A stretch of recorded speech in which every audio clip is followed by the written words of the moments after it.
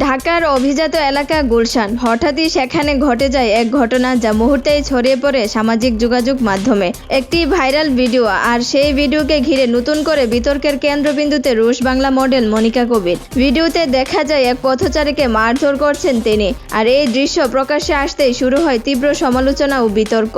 ঘটনার পর এবার আইনি পদক্ষেপও নেওয়া হয়েছে। উনি যে কোনো দেশের এজেন্ট হিসেবে বাংলাদেশে কাজ করতেন। বুধবার 11 মার্চ সুপ্রিম কোর্টের আইনজীবী জান্নাতুল ফেরদৌস ডাকযোগে মনিকা কবিরকে একটি লিগ্যাল নোটিশ পাঠান। নোটিশে বলা হয়েছে, অবিলম্বে এই ধরনের অশালীন ও বিতর্কিত কন্টেন্ট তৈরি থেকে বিরত থাকতে হবে। এছাড়া সামাজিক যোগাযোগ মাধ্যমে ছড়িয়ে পড়া সেই ভিডিও ও সংশ্লিষ্ট কন্টেন্ট সরিয়ে নিতে এবং ঘটনার জন্য প্রকাশ্যে ক্ষমা চাইতেও বলা হয়েছে। ঘটনাটি সামনে আসতে আবারও আলোচনায় আসে মনিকার পোশাক ও চলাফেরা নিয়ে পুরনো বিতর্ক। তবে সমালোচনার মুখেও নিজের অবস্থান থেকে এক চুলো সরতে রাজি নন তিনি।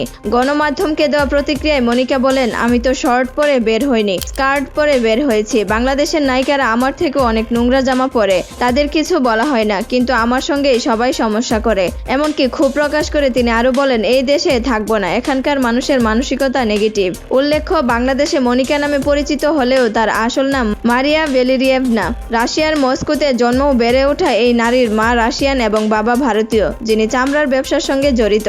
বাবার ব্যবসার সূত্রে ছোটবেলা থেকে এশিয়া ও ইউরোপের বিভিন্ন দেশে ঘোরাঘুরি করেছেন তিনি। বাংলাদেশের সঙ্গে ব্যবসায়িক সম্পর্ক থাকার কারণে 2012 সালে প্রথমবারের মতো এ দেশে আসেন মনিকা। একটি ভাইরাল ভিডিও, একটি মারধরের অভিযোগ, আর তার জেরে আইনি নোটিশ।